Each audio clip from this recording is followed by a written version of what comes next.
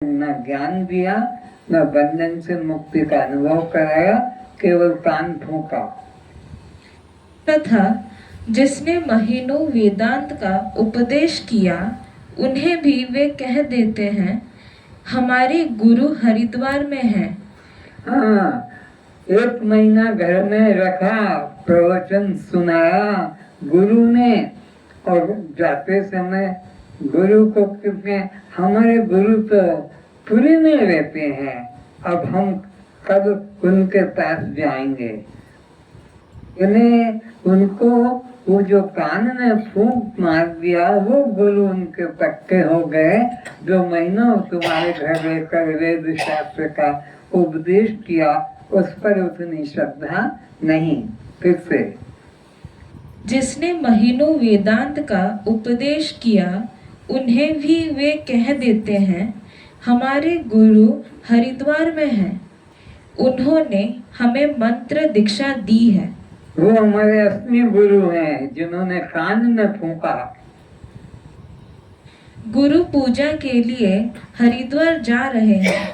अब गुरु पूजा के लिए हम अमुक स्थान पर जा रहे हैं। ऐसे भी मूर्ख गुरु के मूर्ख शिष्य बनकर कहते हैं आपके द्वारा हमारा मोक्ष होगा, इसमें संदेह नहीं, पर हम आपको गुरु नहीं बनाएंगे। और गुरु तो वही होंगे जिन्होंने हमको कान में मंत्र फूंका, हाथ में डोरा बांधा। आपके द्वारा हमारा मोक्ष हो जाएगा, ठीक है, पर हम आपको गुरु नहीं मानेंगे। गुरु तो वही होगा जिन्होंने हमको कर्ण मंत्र दिया, क्योंकि हम गुरु पहले ही बना चुके हैं। हम गुरु मूर्ख शिष्य मूर्ख गुरु को ऐसा अपना गुरु बना लेते हैं, किंतु वे हमारा मोक्ष नहीं करा सकते हैं। यह बात हम जानते हैं। इस बात का तो यह अर्थ निकला कि हम पति बना चुके हैं, पर संतान के लिए आपके पास आए हैं। वे जैसे मूर्ख संसार की बात बताते हैं कि हम तुमको पति तो बना चुके हैं, लेकिन बच्चा पैदा होने के लिए किसी गुरु से पुरुष के पास जाएंगे, वो ही करा सकेगा।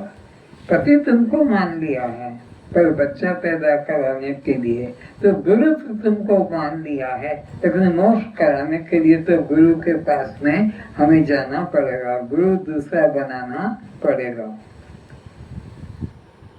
वे संतान नहीं करा सकते, पर आपको पति नहीं बनाएंगे। अज्ञानी लोग सोचते हैं कि गुरु बदल देंगे तो पाप लगेगा। अज्ञानी लोग सोचते हैं कि दूसरा गुरु करेंगे, गुरु बदल देंगे तो पाप लगेगा। नहीं, ऐसा नहीं है। अज्ञानी गुरु का त्याग ही पुण्य है और सद्गुरु का त्याग ही पाप है, पर वे ऐसा नहीं समझते। वे तो अज्ञानी गुरु को ही गुरु मानना धर्म मानते हैं, और सद्गुरु का त्याग को, जो बंधन रूप से मुक्ति कराने वाला है, उसका त्याग को वह धर्म मानते हैं। हमारा अनिष्ट हो जाएगा, हमारे परिवार व्यापार में कोई क्षति हो जाएगी, ऐसा भय रख पूरे पशुबन सेवा पूजा भेंट करते रहते हैं। परंतु दंभी गुरु त्याग करने के अनेक प्रमाण शास्त्रों में मिलते हैं। जो गुरु ज्ञान से हीन हो, मिथ्यावादी हो, विडंबी, पाखंडी, नकली वेशधारी साधु हो, उसका त्याग कर देना चाहिए।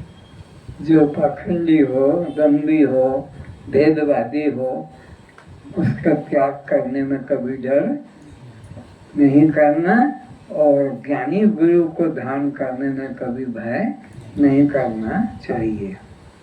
क्योंकि जब वह अपना ही कल्याण नहीं कर सका, तब शिष्यों का कल्याण कैसे कर सकेगा? गुरु ने जब अपना ही कल्याण नहीं किया, अपना ही उसका द्वैत भाव, द्वेय भाव, कर्ता भाव नहीं गया, तो वो दूसरे का कल्याण कैसे कर सकेगा? गुरु वही जिसने अपना कल्याण किया हो और दूसरे का भी कल्याण करा सके।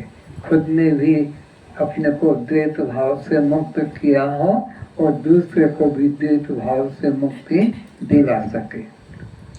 युक्ति द्वारा स्वरूप ज्ञान। जो आत्मा अदृश्य, अव्यक्त, अप्रमेय, अखंड, अविनाशी, अगोचर, अमल, अकथनीय, अनिर्वचनीय, असीम, असंग, अपार, अनुपम, अमृत आदि विशेषणों द्वारा शास्त्रों में संबोधित किया गया है, अपना अपना आत्मा का असली स्वरूप क्या है इसे समझो और उसमें निष्ठा करो, उसमें दृढ़ता करो, उसमें संशय मत करो। कैसा है हमारा आत्मा? सत्य है। कैसा है हमारा आत्मा? चित्त है। कैसा है हमारा आत्मा? आनंद है। कैसा हमारा आत्मा? अखंड है। और कैसा है हमारा आत्मा? अविनाशी है। और कैसा है? निर्लेप है, निराकार है, निर्गुण है, नित्य है, शुद्ध है, अविनाशी है। ऐसे ऐसे अपने आत्मा के विशेषण है। इनको पक्का करो ताकि तुमको कोई दिला न सके कि मैं किस लिए ब्रह्म हूँ। ऐसे ऐसे लक्षण है मेरे, इसलिए मैं ब्रह्म अपने को कह सकता हूँ। कोई मुझे हिला डिगा नहीं सकता। कौन कौन से विशेषण? फिर से अदृश्य, अदृश्य, एक एक था। अव्यक्त, अव्यक्त, कोई व्यक्त नहीं कर सकता। अदृश्य, जो कोई दिखा नहीं सकता। मेरा स्वरूप कैसा है? अप्रमेय, और किसी प्रमाण से वो जाना नहीं जाता है। प्रमाण से जाना जाता है उसको प्रमेय कहते हैं। आत्मा किसी प्रमाण से जाना नहीं जाता, इसलिए अप्रमेय। मैं अप्रमेय हूँ। अखंड, अखंड, जो सत्ता सब देश में, सब काल में, सब रूप में, उसे अखंड कहते हैं। मेरा किसी देश में अभाव नहीं, किसी काल में अभाव नहीं और किसी वस्तु के अभाव नहीं। मैं सब देश में, सब काल में, सब रूप में हूँ। ऐसा मेरा योग्यता है। अविनाशी, अविनाशी, न शस्त्र काट सकते हैं, न अग्नि जला सकती है, न पानी न पवन नष्ट कर सकता है। मैं अविनाशी हूँ, इसलिए मैं आत्मा हूँ, इसलिए मैं ब्रह्म हूँ कि मुझे कोई नष्ट नहीं कर सकता, मार नहीं सकता। अगोचर, और दुनिया दृश्य दिखाई पड़ते हैं इंद्रियों के द्वारा। आत्मा आरोपी होने से अगोचर है, वहां तक इंद्रियां पहुंच नहीं पाती है। अमर, जिसको कोई मार नहीं सकता है, अमृत है। अमृत पीने वाले की कभी मृत्यु नहीं होती है, जहर पीने वालों की मृत्यु होती है। अकथनीय, और संसार का विषय जो है वो वर्णन करने योग्य है। आत्मा में कैसा हूँ कोई वाणी के विषय नहीं है, कोई इंद्रिय का विषय अकथनीय है, कहा नहीं जा सकता है, समझने की चीज है। अनिर्वचनीय, वचन से उसका वर्णन भी नहीं हो सकता है। असीम, कोई उसकी सीमा नहीं है, बेहद है। हद हिंदुस्तान की, पाकिस्तान की, उड़ीसा की, मध्य प्रदेश की हद सीमा। आत्मा बेहद है। असंग, कोई उसका संग नहीं है। अद्वैत संग दो में होता है, एक आत्मा है, इसलिए उसका कोई संग नहीं है। अपार, उसका कोई सीमा नहीं है। समुद्र इधर से जाओगे अमेरिका इंग्लैंड पहुंच जाओगे, उधर से आओगे तो तुम कहीं पर बम्बई या कलकत्ता कहीं पर भी समुद्र में पार है, पहुंच जाओगे, पर आत्मा अपार है। अनुपम, उससे और कोई सुंदर श्रेष्ठ नहीं है। अमृत, अमृत अमृत है। आदि विशेषणों द्वारा ये सब विशेषण उपाधियों के द्वारा अपने को मैं ब्रह्म हूँ इसमें संशय नहीं करना। मेरे साथ इतने विशेषण लगे हैं आत्मा के साथ में, इसलिए मैं ब्रह्म हूँ, संशय मत करो। आदि विशेषणों द्वारा शास्त्रों में संबोधित किया गया है, उसे जानने के लिए वेद में नेति नेति युक्ति का प्रयोग किया है, अर्थात वह परमात्मा अप्रमेय है। उसी प्रमाण से आत्मा जाना नहीं जा सकता, वो हमारा स्वरूप है। वेद शास्त्रों में उसका वर्णन हुआ है। किसी भी इंद्रिय साधन द्वारा शब्द, स्पर्श, रूप, रस, गंध विषय पदार्थों की तरह जाना नहीं जाता। संसार के ये पदार्थ हैं पंच विषय, शब्द, स्पर्श, रूप, रस और गंध, श्रोत्र, त्वचा, चक्षु, जिह्वा, घ्राण, इंद्रियों के द्वारा परमात्मा किसी इंद्रियों के विषयों की तरह जाना नहीं जाता है। मन, बुद्धि, चित्त, अहंकार यह सांसारिक पदार्थों के ज्ञान के लिए उपयोगी है। यह सब आत्मा की बोध नहीं करा सकते। मन, बुद्धि, चित्त, अहंकार यह सांसारिक पदार्थों के ज्ञान के लिए उपयोगी है। संसार का ज्ञान करने के लिए यह अंतःकरण जरूरी है। अंतःकरण की 4 मुख्य वृत्तियां हैं, मन, बुद्धि, चित्त, अहंकार। संकल्प विकल्प करना ये मन का काम है, निश्चय करना ये बुद्धि का काम है, युक्तियां चिंतन ढूंढना ये चित्त का काम है, और अहंकार करना यह अहम वृत्ति का काम है। ये संसार के लिए आत्मा में न मन का उपयोग है, न बुद्धि का, न चित्त का, न अहम का। आत्मा अंतःकरण का प्रकाशक है, अंतःकरण से जाना नहीं जाता। यह सब आत्मा की बोध नहीं करा सकते। ये किसका बोध कराएंगे? संसार का, स्वर्ग का, वैकुंठ का, नाशवान का बोध कराएंगे। यह अगोचर विषय आत्मा का बोध नहीं करा सकते। बल्कि इनके पीछे जो एक चैतन्य है, जिसकी शक्ति में यह सब इंद्रियां अपना अपना कार्य करती हैं, वह आत्मा है। कौन है आत्मा? जो सब इंद्रियां के अंदर रहकर इंद्रियां इनके पीछे पीछे चलती है।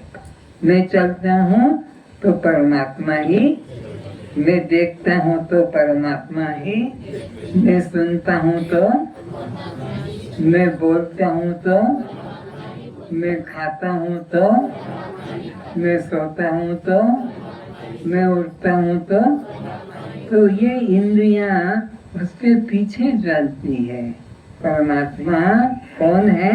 जिसके पीछे ये इंद्रियां चलती है, जिसके बिना इंद्रियां कोई काम नहीं करते हैं। फिर से इनके पीछे जो एक चैतन्य है, एक चैतन्य, हाँ, एक चैतन्य है, जिसकी शक्ति में यह सब इंद्रियां अपना अपना कार्य करती हैं।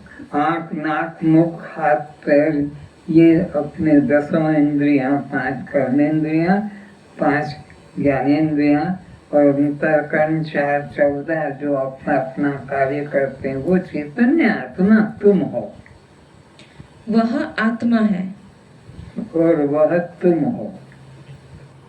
जैसे प्राणापान क्रिया सुनने, स्पर्श करने, देखने, स्वाद लेने, सूंघने, सोचने, निश्चय करने, चिंतन करने का काम जिस शक्ति के अंश मात्र पाकर अपने कार्य करने में समर्थ होते हैं वह ब्रह्म है।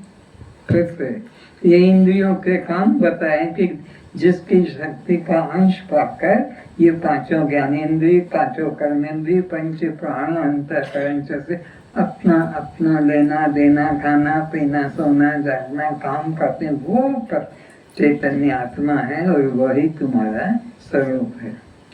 जैसे प्राणापान क्रिया सुनने, स्पर्श करने, देखने, स्वाद लेने, सूंघने, सोचने, निश्चय करने, चिंतन करने का काम जिस शक्ति के अंश मात्र पाकर, जिस शक्ति का अंश पाकर ये आंख देखने का, कान सुनने का, वाणी बोलने का, पैर चलने का, हाथ कर्म करने में समर्थ होते हैं, अंश पाकर, जिस शक्ति का अंश पाकर ये इंद्रियां अपना अपना काम करने में समर्थ होते हैं, तभी वो ब्रह्म है, वह तुम हो। जिस शक्ति के अंश मात्र पाकर अपने कार्य करने में समर्थ होते हैं वह ब्रह्म है। तुम उसी को ब्रह्म जानना, अन्य किसी को नहीं मानना। कितना स्पष्ट बोध करा दिया, उसी को, उस अदृश्य अगोचर शक्ति को ही ब्रह्म जानना और किसी अन्य को ब्रह्म मत जानना। कोई बताए तो उसमें तुम मत फंसना कि वो ऐसा है वो ऐसा है ना, तो वो इदम इदम इदम करके जो बताया जा सकता है वो ब्रह्म नेदम यदिदम उपासते, उसकी ब्रह्म की यह करके कभी उपासना मत करना। कौन है ब्रह्म? जिसकी शक्ति का अंश पाकर आंख देखने में समर्थ होती है, जिसकी शक्ति का अंश पाकर वाणी बोलने में समर्थ होती है, जिसकी शक्ति का अंश पाकर यह हाथ अपनी क्रिया करने में समर्थ होता है, जिसकी शक्ति का अंश पाकर पैर चलने में समर्थ होता है, जिसकी शक्ति का अंश पाकर मन बुद्धि अपना सब सोचना विचारने में समर्थ होते हैं, तद्यो ब्रह्म तुम विद्धि, उसको तुम ब्रह्म जानना। नेदम यदिदम उपासते, और जो गुरु परमात्मा को यह करके बताता है वह कभी परमात्मा नहीं हो सकता, उसको कभी परमात्मा मत मानना। यह अज्ञानी अंध पुरुषों का समाज जिसे परमात्मा बताता है वह परमात्मा का वास्तविक रूप नहीं है। जैसे लक्ष्मण, हनुमान, दशरथ, अयोध्या नगरवासी, अर्जुन, गोपियां, व्रजवासी जिस नाम रूप आकार वाले राम कृष्ण को देख रहे थे वह जो आज नहीं है। ये ब्रह्म कैसे हो सकते हैं? जो तब थे, सतयुग में थे, द्वापर में जो थे, त्रेता में जो थे, जो आज नहीं है वो ब्रह्म तो अखंड है, अविनाशी है, अगोचर है, वो अतीन्द्रिय है, तो उसको तुम ब्रह्म मत मानना। जो इंद्रियों के द्वारा यह करके बताया देखा जाता है वो ब्रह्म का वास्तविक स्वरूप नहीं है। इससे सिद्ध हो गया वे जन्म मरण धर्मी शरीर परमात्मा का मिथ्या नश्वर देह है। ये मिथ्या नश्वर देह है, चाहे वो राम के रूप में हो कि कृष्ण के रूप में हो कि हनुमान के रूप में, वह मिथ्या है, वास्तविक वह नहीं है। यह आत्मा निराकार होने से नेत्र से नहीं देखा जा सकता। आत्मा कैसे है? निराकार है। आकार को तो आंखों से देखा जा सकता है, पर जिसका कोई आकार नहीं उसको कैसे देखा जा सकता है? इसलिए अगोचर कहा है। अवाच्य होने से वाणी द्वारा नहीं कहा जा सकता। वो अवाच्य है, इसलिए वाणी से भी नहीं कहा जा सकता। अरूप होने से आंखों से भी नहीं देखा जा सकता है। अवाच्य होने से वो जीवा से भी नहीं कहा जा सकता है। अरूपी होने से अन्य इंद्रियों के द्वारा इसको ग्रहण नहीं किया जा सकता है। कर्म उपासना द्वारा भी इसे नहीं जान सकेंगे। तो कर्म और उपासना के द्वारा भी आत्मा को, परमात्मा को नहीं जाना जा सकता है। कर्म उपासना तो मन के और विक्षेप दोष के दूर को हटाने के लिए, मल और विक्षेप दोष को हटाने के लिए कर्म उपासना है। यह आत्मा का बोध करा नहीं सकते, न कर्म से और न उपासना से। 80,000 मंत्र कर्म कांड के हैं, 16,000 मंत्र उपासना कांड के। केवल ठीक ढंग से हुआ तो मन शुद्ध हो जाएगा आपको और ब्रह्म जिज्ञासा जग जाएगी। बस मोक्ष तो ज्ञान से ही होगा। केवल शुद्ध हुई मन बुद्धि के द्वारा सद्गुरु की कृपा से प्राप्त ज्ञान चक्षु द्वारा ही स्वयं मैं रूप में आत्म साक्षात्कार किया जा सकता है। बस आज इतना ही। फिर से इसी लाइन को, केवल शुद्ध हुई मन बुद्धि के द्वारा कर्म उपासना के द्वारा शुद्ध बुद्धि हो जाएगी। तो उस शुद्ध बुद्धि में क्या ज्ञान आना है? सद्गुरु की कृपा से प्राप्त ज्ञान चक्षु ही स्वयं मैं रूप में आत्म साक्षात्कार किया जा सकता है। परमात्मा आत्मा को मैं रूप में ही स्वीकार करना है, साक्षात्कार किया जा सकता है और कोई अन्य रूप में नहीं। बस आ सकता है। परस्त्वं, तो क्या आप जड़ हैं? तो क्या आप दृष्ट हैं? क्या आप अनात्मा हैं? तो क्या आप शव हैं? तो क्या आप पर प्रकाश हैं? तो फिर ये जन्म मरण किसको? ये भूख प्यास किसको? ये सुख दुख किसको? ये बंध मोक्ष किसको?